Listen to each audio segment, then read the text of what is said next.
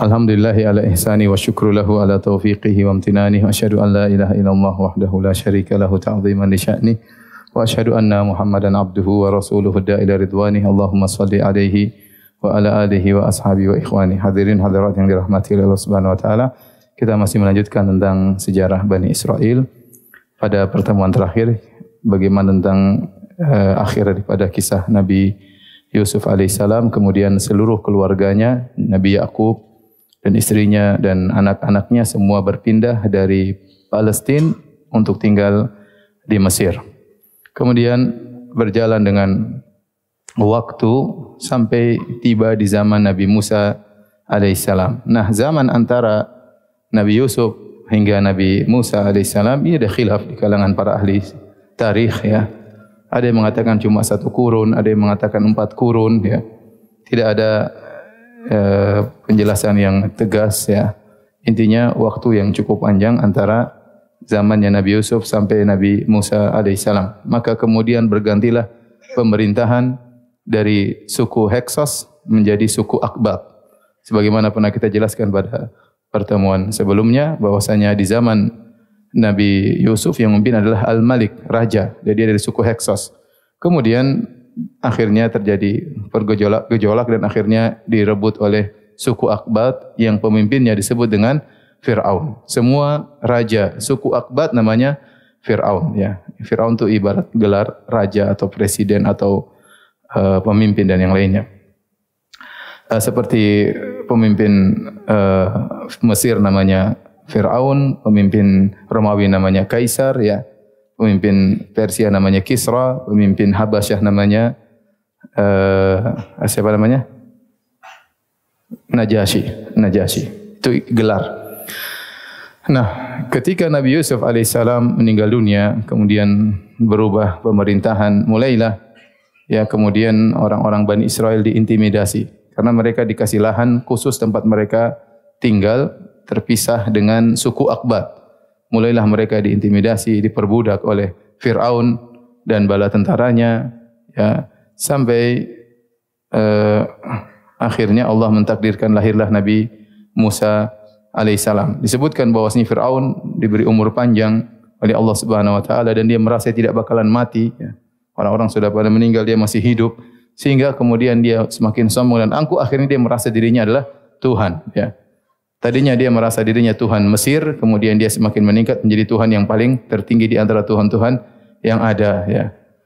Namun qadarullah, Tuhan ini akhirnya ketakutan karena ada dukun yang kasih tahu bahwasanya akan lahir pada tahun tertentu seorang bayi dari kalangan Bani Israel yang akan menggulingkan singgasanamu. Akhirnya Tuhan ini pun ketakutan dan dia salah, dia percaya sama dukun. Tuhan kok percaya sama dukun? Intinya Nabi Musa alaihissalam, Musa bin Imran ya alaihissalam punya kakak namanya Harun bin Imran. Satu bapak, satu ibu. Musa dan Harun adalah 2 saudara kandung. Hanya saja Harun kakaknya Nabi Musa. Dia lahir sebelum Nabi Musa alaihissalam. Dan dia selamat. Dia lahir sebelum tahun yang ditentukan akan lahir tokoh yang akan menggulingkan singgasana Fir'aun. Maka tatkala Fir'aun tahu bahwasanya pada tahun tertentu akan lahir seorang anak yang akan menggulingkan singgasananya, ya, maka dia pun menyuruh anak buahnya untuk mencatat seluruh wanita-wanita yang hamil, ya, untuk ditunggui kalau lahir, ya, disensus oleh anak buah Fir'aun. Semua wanita-wanita yang hamil dari Bani Israel dicatat hamil. Berarti diperkirakan kapan lahirnya, ya. Maka kalau begitu lahir ditungguin. Dulu enggak ada USG ya. Tungguin. Kalau keluar ternyata laki-laki langsung disembelih, ya. Kata Allah, yudzabbihuna abna'akum wa yastahyuna nisa'akum.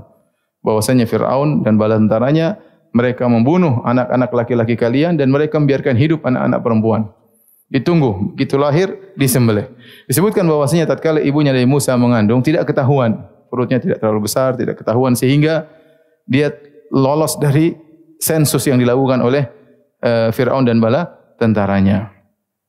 Akhirnya ibunya Firaun kemudian mengandung, akhirnya tiba saatnya ibunya Nabi Musa mengandung dan akhirnya setelah 9 bulan tiba saatnya lahirlah Nabi Musa alaihissalam. Maka keluarlah Nabi Musa, mulailah Nabi Musa mengeluarkan suara, namanya anak baru lahir, dan ini sangat mengkhawatirkan, ya. Maka ibunya pun ketakutan, ya. Kata Allah Subhanahu wa taala, an ardhi'ih. Allah memberi ilham kepada ibunya Nabi Musa untuk menyusui Nabi Musa. Begitu lahir, segera disusui oleh ibunya Nabi Musa. Ini susuan ini ada manfaatnya, ya. Sehingga Nabi Musa mengenal bagaimana rasa air susu ibunya, ya. An ardhi'ih. Kemudian kata Allah, fa idza khifti, ya, kalau kau khawatir, ya, fa alqihi fil yammi. Lemparkanlah dia ke dalam, masukkan dalam keranjang dan lemparkanlah, ya, ke sungai Nil, ya. Wala tahzani, la takhafi wala tahzani, jangan kau takut, jangan kau bersedih. Inna radduhu ilaiki wa ja'iluhu minal mursalin. Kata Allah, kami akan mengembalikan putramu tersebut kepada engkau, wahai sang ibunda, dan kami akan menjadikan dia termasuk dari para rasul yang kami akan utus, ya. Dalam ayat yang lain kata Allah Subhanahu wa taala, "Idz auhayna ila ummika ma yuha an ikdhifihi fit tabuti faqdhifihi fil yammi falyulqihi al yammu bis sahil ya'khudhu aduwwun li wa aduwwullah." Kemudian kata Allah, masukkan ke dalam keranjang, maka dilemparkanlah Nabi Musa, ya, di atas sungai Nil, maka berjalan Nabi Musa di atas sungai Nil tersebut, di atas dalam keranjang tersebut. Subhanallah, ternyata qadarullah, Allah mentakdirkan imra'atu Fir'aun, istrinya Fir'aun, sudah lama menikah dan tidak punya anak, sehingga dia punya kerinduan untuk memiliki seorang anak, ya. Kemudian ternyata sungai Nil melewati pelataran istana Fir'aun. Maka dari kejauhan istrinya Fir'aun melihat kok ada keranjang, ya, berjalan di sungai Nil. Subhanallah, Allah yang jaga, ya. Allah yang buat dia melihat keranjang tersebut.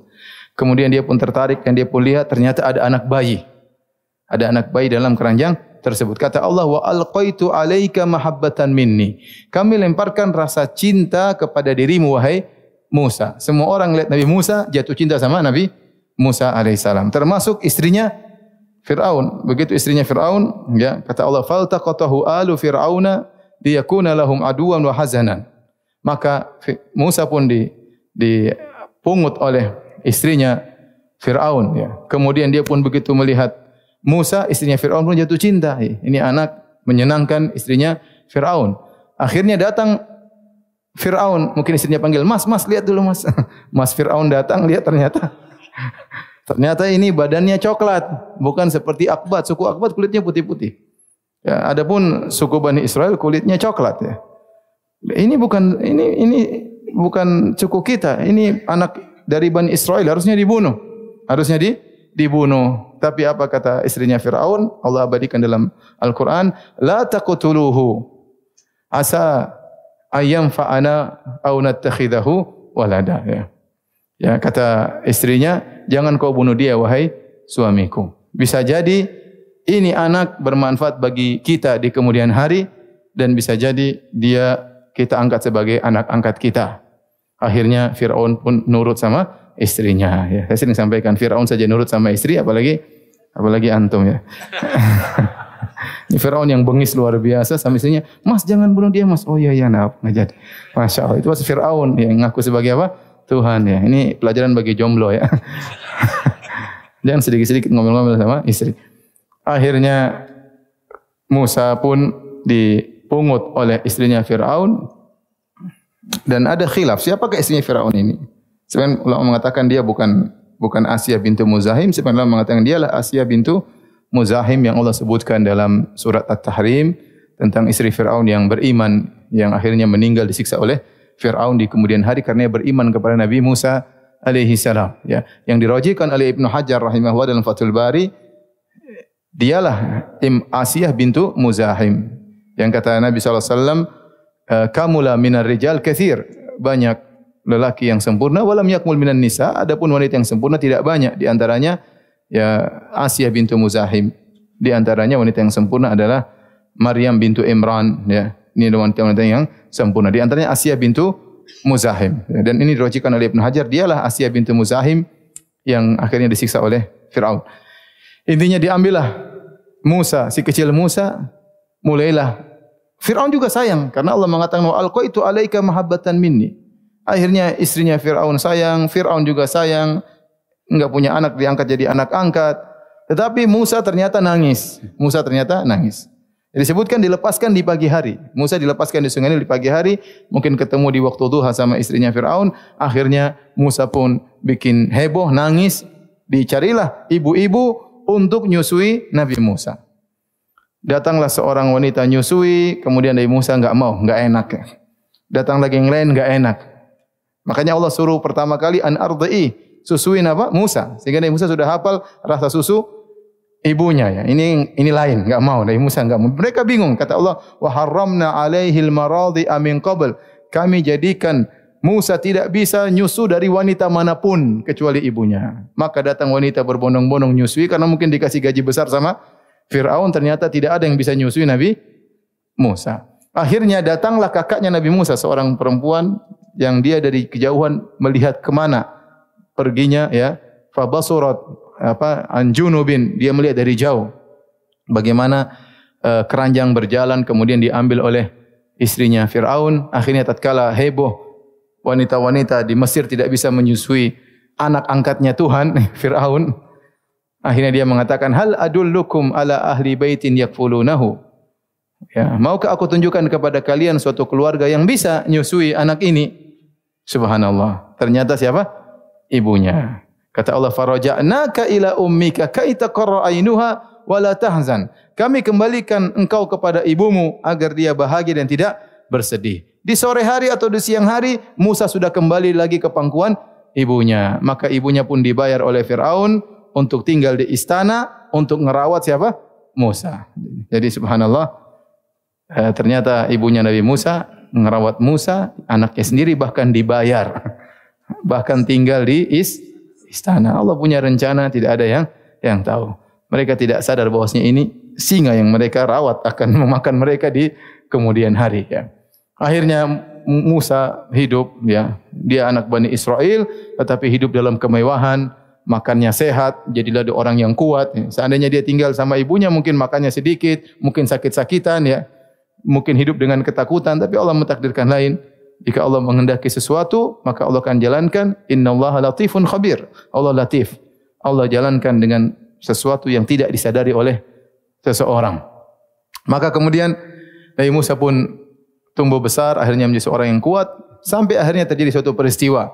Ya, di siang hari Nabi Musa ya, berjalan di kota Mesir, ala hini ghaflatin min ahliha ya, tatkala orang-orang sedang tidur siang. Maka dia mendapati dua orang sedang bertengkar. Hadza min syi'atihi wa hadza min aduwwihi. Ternyata ada seorang dari Bani Israel, dari sukunya Nabi Musa, bertengkar sama satu orang dari suku Aqbat, Qibti, sukunya Fir'aun. Fastaghathahu alladhi min syi'atihi 'ala alladhi min aduwwihi. Maka ternyata sukunya Nabi Musa minta tolong, wahai Musa, tolong saya. Nabi Musa terpancing ya, karena ini sukunya ya.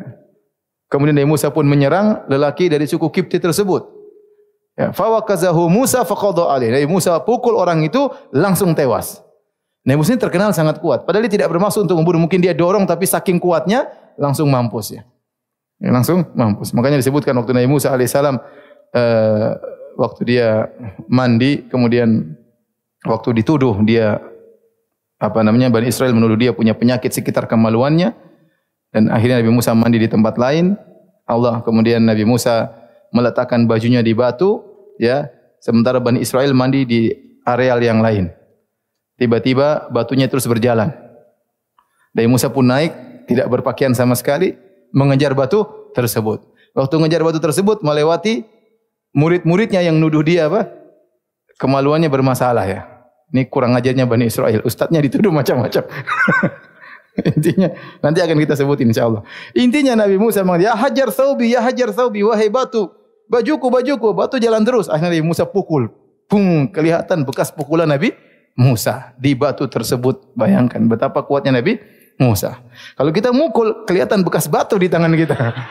Intinya Nabi Musa kalau mukul orang bisa langsung tewas. Buktinya fawakazahu Musa faqada alaih.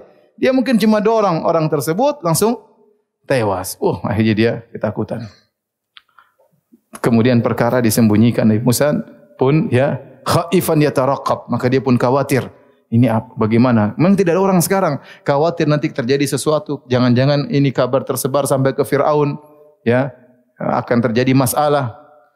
Kemudian keesokan harinya terjadi kasus yang sama. Ya, fa idzal ladzi istansara bil amsi yastasrikhu. Tiba-tiba masalah lagi. Teman Musa yang kemarin ini cari masalah lagi sama suku Kipti yang lain. Mungkin ini Bani Israel yang nakal ya. Jadi cari gara sama sukunya Firaun. Maka kemudian dia minta tolong lagi kepada Musa. Nabi Musa berkata, "Innaka laghawiyyun mubin." Kau telah menyesakan saya. Tapi kan minta tolong, akhirnya Musa terpancing lagi. Falamma arada an yabtisha billadhi huwa adu lahuma. Nabi Musa pun datang kepada suku Kipti, mau dia pukul. Ini mati langsung nih kalau kena. Akhirnya suku Kipti ini ketakutan, dia berkata, "Ya Musa, aturidu an tuqtulani kama qatalta nafsan bil ams?" Wahai Musa, kau ingin bunuh saya lagi sebagaimana kau telah bunuh orang kemarin. Berarti berita dia membunuh orang sudah tersebar seantero suku Akbat. Waduh, gawat ini. Dia pikir tertutup kasus ini. Ternyata ini orang pun tahu. Maka dia mengatakan, "Aturidu an taqtulani kama qatalta nafsan bil ams?" Kau ingin bunuh saya sebagaimana kau bunuh orang kemarin? Ya. Akhirnya Nabi Musa bingung mendengar pernyataan tersebut. Tiba-tiba waja'a rajulun min aqsal madinati yas'a. Tiba-tiba ada seorang datang dari tempat yang jauh terburu-buru menuju Nabi Musa. Siapa orang tersebut Allah tidak sebutkan. Yang penting orang ini menolong Nabi Musa. Kata para ulama, ini contoh bahwasanya seorang berbuat baik tidak harus dikenal. Tidak harus dikenal siapanya. Yang penting apa yang dia bikin. Maka Allah abadikan perbuatannya. Waja'a rajulun, datang seseorang, Allah tidak sebut namanya, siapa dia. Min aqsal Madinah, dari ujung kota, yas'a, berusaha. Ya Musa, innal mala'a ya'tamiruna bika liyaqtuluk. Maka dia mengatakan, wahai Musa, sungguhnya orang-orang sedang berkumpul untuk membunuhmu. Fakhruj, keluarlah kau dari kota ini. Innilaka minan nasihin. Sungguh saya benar-benar menasihati engkau. Jangan sampai kau ditangkap dan dibunuh oleh orang-orang Mesir, suku Akbat. Kata Allah, fakharaja minha khaifan yataraqab. Maka Nabi Musa pun ketakutan, dia pun lari dari kota Mesir tanpa persiapan, tanpa bawa bekal, kemudian menempuh perjalanan jauh menuju negeri Madian, tidak bawa bekal, melewati padang pasir sampai disebutkan dia pun memakan daun-daun yang ada di tengah jalan di pepohonan, ya. Kemudian akhirnya sampailah dia di negeri Madian. Ya, kata Allah Subhanahu wa taala, "Walamma warada ma'a Madyana wajada alaihi ummatan minan nas." Tatkala Musa dalam kondisi lapar, dalam kondisi letih, kemudian dia sampai di negeri Madian, dia dapati sumber air di sana, orang-orang sedang kumpul ngambilin air. Wa wajada min dunihim imra'ataini tadhudan. Dan di antara orang-orang tersebut Nabi Musa mendapati ada dua wanita yang sedang menghalang-halangi kambing mereka. Orang-orang sedang ambil air, dua wanita ini tidak mengambil air. Maka Nabi Musa pun berkata kepada mereka, "Qala ma khatbukuma?" Ada apa dengan kalian? Kenapa kalian di sini? Qala la nasqi hatta yusdira ar-ri'a wa abuna syekhun kabir. Kata mereka berdua, kami tidak bisa mengambil air sampai para laki-laki pergi dulu. Kenapa? Karena bapak kami sudah tua, enggak bisa ngambil air. Fasaqalahuma. Maka Nabi Musa pun ambilkan air buat mereka berdua. Summa tawalla idzal dzil, kemudian dia pun bersandar di bawah sebuah pohon berbaring. Kemudian dia berdoa, Rabbi inni lima anzalta min khairin faqir. Ya Allah, aku butuh kebaikan dari Engkau. Kata para ulama, Nabi Musa lapar ya. Saking laparnya sampai disebutkan badan beliau kelihatan hijau karena terlalu banyak daun yang beliau makan. Perhatian di sini bahwasanya dua wanita ini ya tidak gabung sama laki-laki. Mereka berdua menjauh dan ini menunjukkan mereka tidak suka dengan ikhtilat, percampuran laki-laki dengan perempuan. Dan ini juga menunjukkan bahwasanya penduduk negeri tersebut penduduk yang buruk, harusnya perempuan didahulukan. Mereka tidak peduli dengan dua perempuan tersebut. Harusnya perempuan cuma dua orang kasih sudah pulang biar kita yang ngantri. Tapi mereka tidak, mereka biarin perempuan dua tersebut nunggu sampai mereka selesai. Menunjukkan mereka akhlaknya buruk, para penduduk di negeri Madian. Akhirnya Nabi Musa membantu sang wanita, ya. Kemudian Nabi Musa mengambilkan air, ya disebutkan wanita tersebut hanya mengambil air yang tumpah-tumpah bekas dari sumur tersebut kambing mereka minum dari bekas-bekas air yang tumpah-tumpah karena mereka tidak kuat untuk membuka tutup sumur tersebut. Karena tutup sumur tersebut hanya bisa diangkat oleh 6 orang atau 8 orang atau berapa orang. Ternyata Nabi Musa sendirian mengangkat. Disebutkan dalam buku-buku tafsir. Sendirian ngangkat, ngambilin air, tutup lagi sendirian. Yang harus diangkat 6-7 orang bisa diangkat oleh Nabi Musa sendirian. Setelah itu Nabi Musa, dan ini dalil bosnya boleh berbicara dengan wanita kalau ada keperluan, ya, apalagi dalam rangka membantu. Nabi Musa tidak mengharap apa-apa. Kemudian wanita tersebut pergi. Nabi Musa pun berbaring di bawah sebuah pohon, kelaparan, bingung mau minta makan sama siapa. Enggak ada temannya sama sekali. Dia orang asing di situ. Ya, mau WhatsApp siapa? Enggak ada yang di WhatsAppin. Akhirnya tatkala Nabi Musa sedang berbaring, tiba-tiba salah seorang dari dua wanita tersebut datang. Faja'at ihdahuma tamshi ala istihya. Tiba-tiba datang salah seorang dari dua wanita tersebut datang dengan malu-malu menuju Nabi Musa. Dia berkata, "Inna abi yad'uk liyajziyaka ajra ma saqaita lana." Wahai Musa, sungguhnya bapak kami mengundangmu ke rumah untuk memberi upah atas perbuatan baikmu kepada kami. Ya, Nabi Musa mau, lapar dia. Yang dia bilang, enggak, saya ikhlas, enggak. Lapar. Jadi kata para ulama, kalau seorang ya tatkala beramal soleh, niatnya ikhlas, tidak mengharap dunia, tahu-tahu Allah kasih dunia tidak apa-apa, dia terima.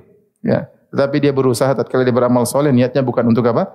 Dunia. Adapun dunia datang setelah itu dia terima, seperti Nabi Musa alaihissalam. Ya, dia lapar, mau apa boleh buat? Diundang, mungkin ini dikabulkan doa oleh Allah Subhanahu Wa Taala, maka dia pun berangkat bersama wanita tersebut menuju rumah bapaknya. Akhirnya, ya,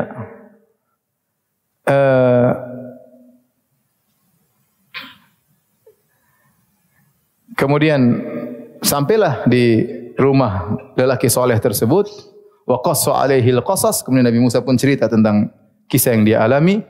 Maka bapak dua wanita tersebut berkata, ya, la takhaf, najauta minal qaumidz zalimin. Jangan kau khawatir wahai Musa, kau sudah selamat dari orang-orang zalim. Artinya Firaun tu di Mesir, ini negeri lain, ini kota lain. Jangan kau khawatir. Selama kau di sini, kau tidak usah takut sama mereka. Akhirnya salah seorang dari dua wanita tersebut berkata, "Ya abati ista'jirhu. Inna khaira man ista'jart al-qawiyul amin." Kata seorang dari dua wanita tersebut, "Ya ayahanda, pekerjakanlah dia. Sungguhnya orang yang terbaik untuk menjadi pekerja adalah al-qawi al-amin, yang kuat dan amin, terpercaya." Dan ini butuh qawi, kuat maksudnya ahli pada bidangnya, amin, terpercaya, amanah. Kalau pekerja terkumpul dua ini, ahli dan amanah, maka pekerjaan akan jalan. Tapi kalau cuma salah satunya enggak jalan. Cerdas, pintar tapi enggak amanah, pintar maling juga, pintar korupsi, pintar ngambil uang rakyat dan yang lainnya. Sebaliknya kalau amanah tapi bahlul, repot juga. Enggak jalan proyek. Ya. Kenapa? Dia enggak punya ilmu untuk menjalankannya. Maka terkumpulkan pada Nabi Musa dua sifat, al-qawi wal amin, al-quwwah wal amanah. Taib, timbul pertanyaan, dari mana perempuan ini tahu Nabi Musa kuat dan amanah? Adapun kuat ketahuan dari ngangkat apa? Tutup sumur. Kuat Nabi Musa, harusnya diangkat 6 orang, diangkat sendiri. Dari mana dia tahu Nabi Musa amanah? Banyak di antaranya Nabi Musa waktu ngobrol sama mereka bukan bicara dengan menggoda, bukan bicara dengan senyum-senyum atau ketawa-ketiwi atau yang lainnya. Tidak mengatakan, "Ukhti tinggal di mana, ukhti?" Enggak, ada apa kok di sini? Gitu aja, ngomong to the point, tidak ada urusan kemudian ngalor-ngidur, enggak ada. Ada keperluan, selesai, menunjukkan dia amanah. Kemudian di antaranya kata para ahli tafsir juga, waktu Nabi Musa menuju ke rumah mereka, Nabi Musa jalan di depan, itu perempuan jalan di belakang. Nabi Musa tidak ingin perempuan itu di depan, karena kalau di depan dia bisa melihat tubuh wanita tersebut, lengkuk-lengkuk tubuhnya, maka Nabi Musa tidak mau di belakang, dia mau di depan, perempuannya di belakang. Jadi kalau belok kanan, dia tinggal lempar kerikil ke kanan, Nabi Musa belok kanan. Belok kiri, tinggal lempar kerikil ke kiri, ya, sampai tiba di rumahnya. Ini dalil bahwasanya Nabi Musa apa? Amanah. Akhirnya sang bapak melihat ada lelaki soleh, maka dia pun tawarkan untuk menikahi salah seorang putrinya. Inni uridu an unkihaka ihda banatayya hataini ala an ta'jurani thamaniya hijaj fa in atmamta 'ashran fa min 'indik. Ya, kata dia, "Wahai Musa, aku ingin menikahkan engkau dengan salah seorang dari dua putriku. Maharnya kau jadi pekerja di ladang kami, penggembala kambing selama 8 tahun. Kalau kau mau 10 tahun juga oke. Subhanallah. Ayyamal ajalain qadait. Ya. Kata Nabi Musa, terserah saya mau 8 atau 10. Namun kata para ulama, bahwasanya Nabi Musa mengambil yang 10 tahun. Maka Nabi Musa pun terima pernikahan tersebut. Maka kerjalah dia menjadi penggembala kambing selama berapa tahun? 10 tahun. Ajib, waktu Nabi SAW berjalan bersama para sahabat, kemudian Nabi melihat sebagian kayu siwak yang bagus. Maka mereka bertanya para sahabat, ya Nabi, ya Rasulullah, bagaimana kau tahu siwak ini bagus? Seakan-akan kau pernah tinggal di Badia atau pernah menggembalakan kambing. Kata Nabi, benar, saya pernah menggembalakan kambing. Dan tidak seorang Nabi pun kecuali pasti menggembalakan apa? Kambing. Nabi Musa yang hidup di istana raja, enggak mungkin gembala kambing, enggak mungkin. Dia anak raja. Anaknya Tuhan, bahkan Tuhan Fir'aun Bahlul, ya. Anak raja. Tetapi Allah mentakdirkan dia bakalan menggembalakan kambing. Allah punya skenario sendiri. Akhirnya dia pergi ke Madian dan akhirnya gembala kambing, bahkan cuma bukan setahun 2 tahun, 8 tahun atau 10 tahun. Dia bayar mahar. Ini menunjukkan ikhwan bahwasanya tali pernikahan itu berat, mitsaqun ghalidha. Janji yang berat sampai mahar ditempuh oleh Nabi Musa 10 tahun dalam rangka untuk menunaikan akad nikah tersebut. Kemudian kata para ulama, setelah 10 tahun berlalu, falamma qadal ajal, tatkala sudah selesai 10 tahun, kemudian dia pun rindu untuk pulang ke Mesir. Timbul kerinduan dari Nabi Musa untuk pulang ke Mesir.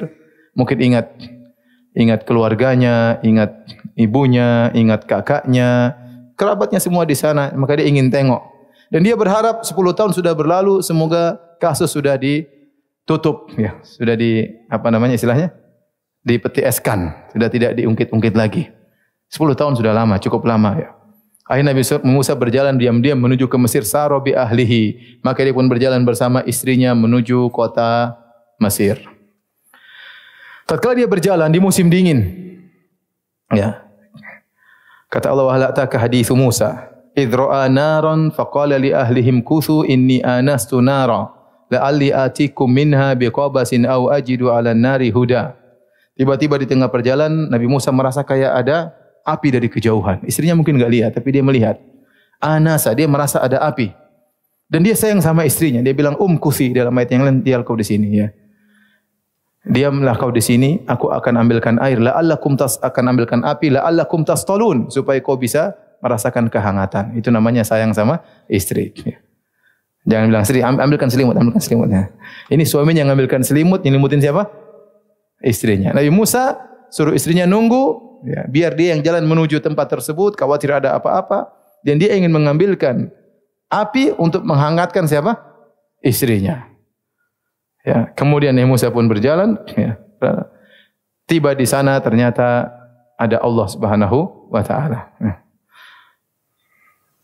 Kemudian Allah berkata, ya, ataka haditsu Musa idh ra'a naran faqala ahliku inni anastu naran la'ali atikum minha biqabasin aw ajidan 'ala nari huda falamma ataha nudiya ya Musa inni ana rabbuka fakhla'na 'alaika innaka bil wadil muqaddasi tuwa wa ana ikhtartuka fastami' lima yuha. Tiba-tiba Allah berbicara kepada Nabi Musa, dan inilah istimewanya Nabi Musa disebut dengan kalimullah, yaitu Allah berbicara langsung dengan Nabi Musa. Yang kata Allah Subhanahu wa taala, "Ya Musa, inni istafaituka 'alan nasi bi risalati wa bi kalami." Ya Allah, ya wahai Musa, Allah telah memilihmu di antara sekian manusia untuk aku jadikan rasul wa bi kalami, dan aku berbicara langsung dengan engkau. Artinya tidak semua rasul Allah berbicara langsung. Di antara rasul-rasul yang Allah berbicara langsung, di antaranya siapa? Nabi Musa, ya. Maka Allah berkata, "Inni ana rabbuka fakhla'na 'alaik." Aku adalah Tuhanmu. Ya, fakhla'na 'alaik, bukalah kedua sendalmu. Innaka bil wadil muqaddasi tuwa, sungguhnya kau sedang berada di suatu lembah yang suci. Wa ana ikhtartuka fastami' lima yuha, dan sungguh engkau telah kami pilih, telah aku pilih. Kata Allah Subhanahu wa taala, "Fastami' lima yuha." Maka dengarkanlah apa yang akan diwahyukan kepadamu. Allah suruh Nabi Musa siap-siap untuk mendengar wahyu.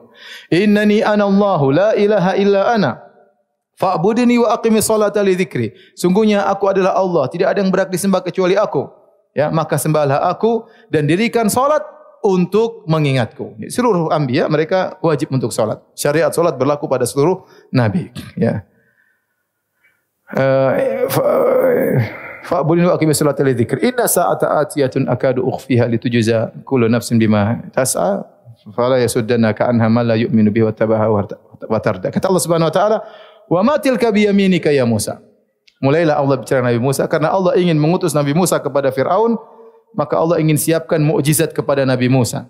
Mukjizat tersebut berkaitan dengan tongkatnya. Maka Allah berkata, "Wa ma tilka bi yaminika ya Musa." Apa yang ada di tangan kananmu ya wahai Musa? Tentu Allah tahu itu tongkat.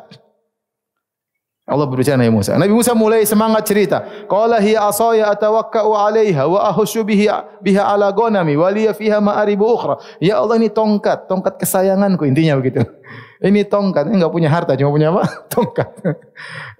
Qala hiya asaya, ini adalah tongkatku. Atawakka'u 'alaiha, aku bertelekan di atasnya. Wa ahussu biha 'ala ghanami, aku ngurus kambing-kambingku dengan apa? Tongkatku. Wa liya fiha ma'aribu ukhra, dan ada kebutuhan-kebutuhan lain yang aku juga gunakan dengan tongkatku. Setelah Nabi Musa semangat jawab, Allah berkata, "Qala alqiha ya Musa." Lemparkan tongkat itu wahai Musa.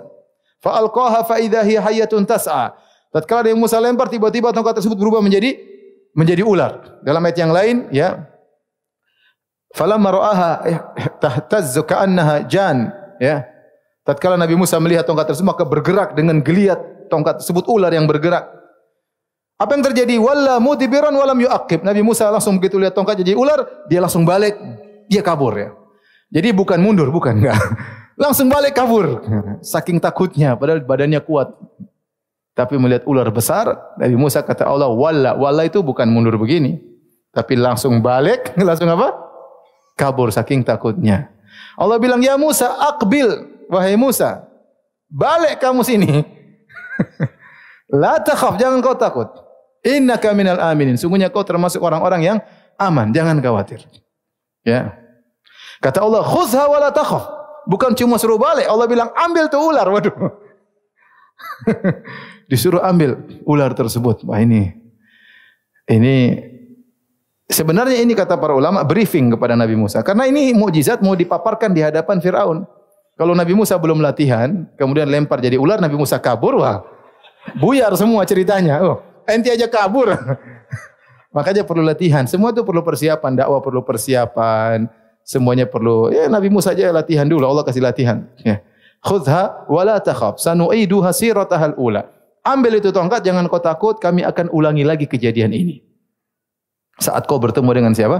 Fir'aun. Kemudian kata Allah, "Watmum yadaka ila janahika takhruj baydha'a min ghairi su'in ayatan ukhra." Masukkan kau ketakutan, masukkan tanganmu di dadamu. Kau akan keluarkan baydha berwarna putih, ayatan ukhra. Dan dia tubuhnya bercoklat, tapi keluar seperti cahaya. Ini adalah mukjizat yang kedua yang akan kau paparkan di hadapan Fir'aun. Kemudian kata Allah Subhanahu wa taala, "Idhhab ila fir'auna innahu tagha." Wahai Musa, kau seorang rasul, pergilah kepada Fir'aun, sungguhnya dia telah melampaui batas. Wah, ini ujian berat. Nabi Musa ini kabur dari Fir'aun. Sekarang suruh balik kepada siapa? Fir'aun. Oh, dia ini kabur selama ini. Sekarang suruh balik kepada Fir'aun. Tapi karena yang perintah Tuhan, Nabi Musa mau apa lagi? Makanya dia mengatakan, ya Allah, aku takut. Apa qataltu minhum nafsan wa akhafu ay yaqtulun. Inni qataltu minhum nafsan wa akhafu ay yaqtulun.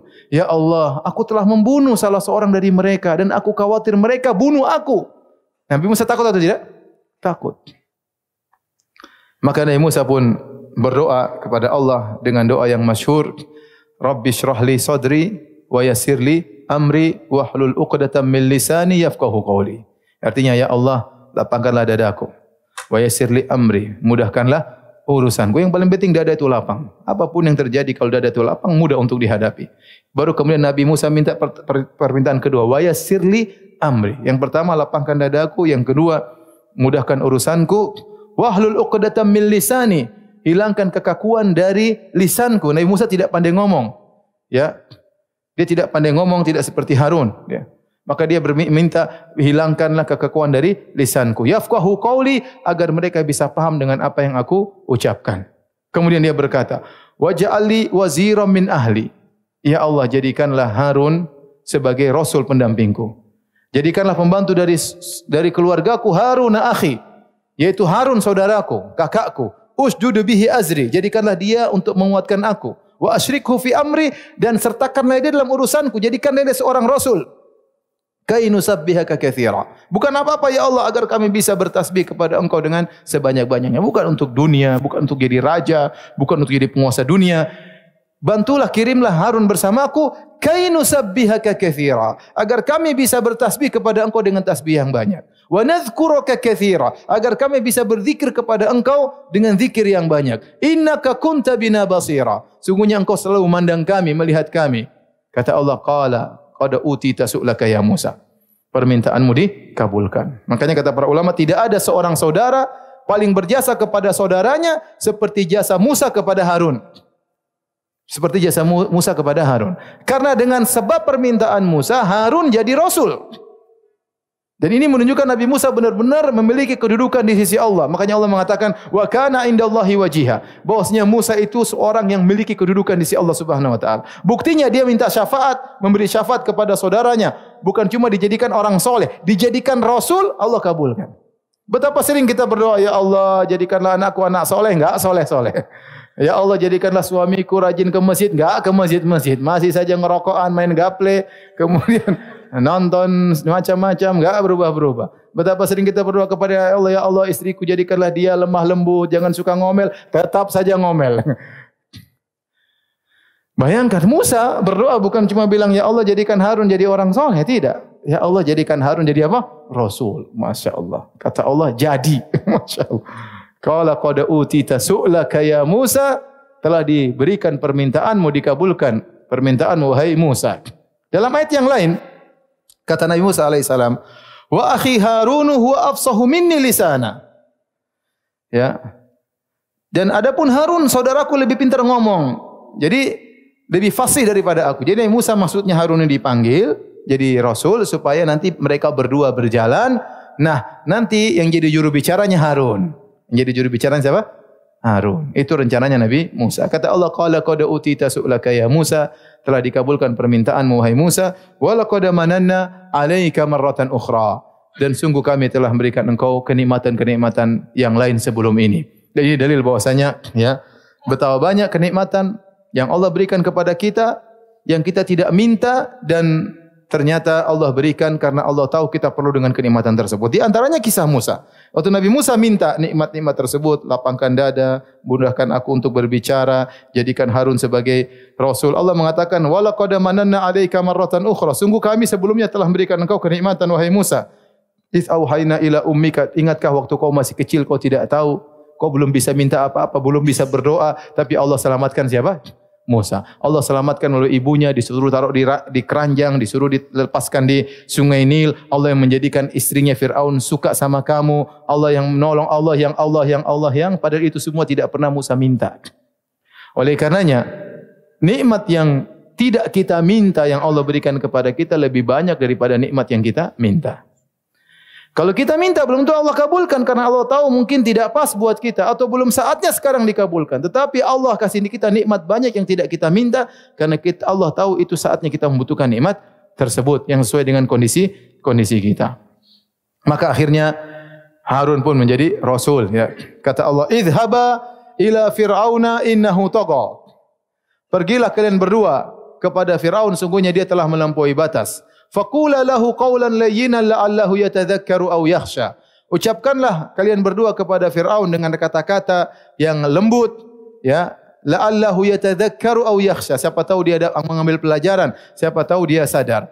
Qala inna rabbana innana nakhafu ay yafruta alaina aw ay yatgha. Lagi-lagi Musa dan Harun berkata, ya Rabb kami khawatir Firaun ini berbuat zalim kepada kami. Dia bengis, dia jahat dan yang lainnya. Kata Allah, la takhafa innani ma'akuma asma'u wa ara. Jangan kalian berdua khawatir, sungguhnya aku selalu bersama kalian, aku melihat kalian berdua dan aku mendengar kalian berdua. Ya. Fa'tiyahu faqula inna rasula. Katakanlah kepada Firaun bahwasanya kami adalah utusan Allah Subhanahu wa taala. Maka akhirnya berangkatlah Musa dan Harun menuju Fir'aun, bertemulah dengan orang yang ditakuti oleh Nabi Musa, ketemulah Nabi Musa dengan Fir'aun, yang harusnya jadi juru bicara siapa? Harun. Kenyataannya yang ngomong ternyata Musa. Jadi terkadang orang gitu kurang pede, begitu tiba pede. Itulah. Ternyata Allah sudah kabulkan permintaan Nabi Musa sehingga Nabi Musa akhirnya yang debat dengan Firaun bukan Harun. Yang debat dengan Firaun adalah siapa? Musa alaihissalam. Dan Allah abadikan perdebatan tersebut yang indah tersebut dalam surat Asy-Syu'ara,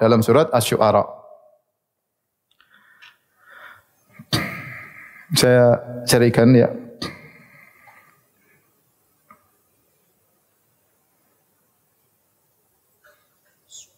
Surat ke-26 ya. Dalam ayat yang lain ya, benar-benar lihat ayat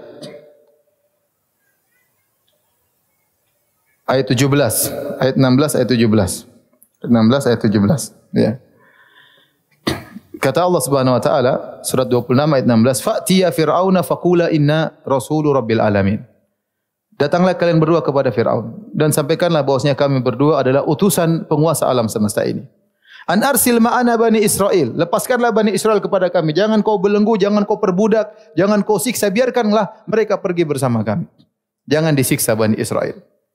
Maka Firaun berdebat dengan Musa. Ingat di sini Allah menyuruh Musa berkata dengan kata-kata yang apa? Yang lembut. Karena masing-masing kita berbicara dengan orang itu punya kedudukan. Kalau dia raja, kalau dia presiden, kalau dia penguasa, tidak boleh dengan kata-kata kasar. Tujuan kita agar dia sadar, agar dia menjadi lebih baik. Dan ini tidak ada yang lebih jahat daripada Fir'aun. Ya. Itu pun Nabi Musa disuruh untuk berkata-kata yang baik. Ya. Karena yang dihadapi adalah Fir'aun. Jadi masing-masing orang ada cara kita berbicara dengannya. Mungkin orang biasa lain lagi, anak-anak lain lagi, penguasa lain lagi. Ya. Tidak disamakan cara kita berdakwah kepada mereka. Masing-masing punya fun, punya metode tersendiri. Oleh kerana orang masuk dalam dakwah dia harus punya ilmu tentang bagaimana asnafal mad'uin, tentang orang-orang yang dia hadapi. Tidak sama dia berhadapan dengan anak SD, dengan anak SMP, dengan orang baru sadar, orang baru hijrah, dengan orang yang sudah lama, penguasa, orang biasa, bos, orang miskin, semuanya ada caranya dalam menghadapi mereka. Tidak boleh dipukul rata. Jangan dikatakan yang penting sampaikan dalil selesai. Enggak. Allah tidak mengatakan, "Wahai Musa, sampaikan saja. Kalau mati tidak apa-apa." Enggak. Allah mengatakan, sampaikan kata-kata yang baik. Siapa tahu dia sadar. Siapa tahu dia sadar. Karena tujuan kita berdoa bukan untuk hanya sekedar menyampaikan hujah selesai urusan. Yang penting saya sudah sampaikan hujah di hadapan Allah. Tidak. Tujuan kita dakwah agar terjadi kebaikan. Nah, harus ada metode yang ditempuh. Perlu persiapan. Bagaimana berhadapan dengan orang penguasa misalnya. Taib. Mulailah ketemu Nabi Musa dengan Fir'aun ditemani Harun. Ternyata pembicaraan terfokus antara Fir'aun dengan Musa. Karena jadi masalah Musa. Harun ini cuma orang biasa, diangkat menjadi Rasul. Yang anak angkat siapa? Musa. Yang selama ini hidup mewah di istana Fir'aun siapa? Musa. Yang selama ini dicintai oleh Fir'aun siapa? Musa. Allah menjadikan Fir'aun sayang kepada Musa. Semuanya Musa. Fokus kepada Musa. Maka tidak pantas Harun untuk yang berbicara. Berbicara harus siapa? Musa. Maka lihat Fir'aun pintar bicara. Fir'aun ini pintar ya. Dia berkata, "Alam nurabbika fina walidan, wa labista fina min umrika sinin." Wahai Musa, kau mau dakwai saya? Bukankah dulu kau anak angkatku? Saya yang mentarbiah kamu, saya yang merawat kamu tatkala masih kecil, ya. Wa labista fina, dan kau hidup lama bersama kami di istana kami. Ya. Jadi Fir'aun mengungkit-ungkit kebaikannya. Azan ya. Taib azan aja. Atau kita tunda ini lah. Ini panjang ya. Yang mau bertanya saya persilakan. Taib ini banyak pertanyaan. Ustadz kalau boleh usul mohon buat kajian rutin Ahad pagi di Masjid Nurul Iman Blok M. Membahas kitab-kitab karya Ustadz seperti kitab Tauhid ya. Nanti ditampung. Mudah-mudahan ada kesempatan. Pertanyaan berikutnya, bagaimana proses pembicaraan Allah Subhanahu wa taala dengan Nabi Musa? Apakah melalui media atau yang lainnya? Mohon detailnya Pak Ustadz. Ya, Allah berbicara langsung dengan Nabi Musa tanpa melalui malaikat, ya. Kalau melalui malaikat maka itu tidak spesial bagi Nabi Musa alaihissalam, ya. Makanya kan Allah mengatakan wa kallamallahu Musa taklima.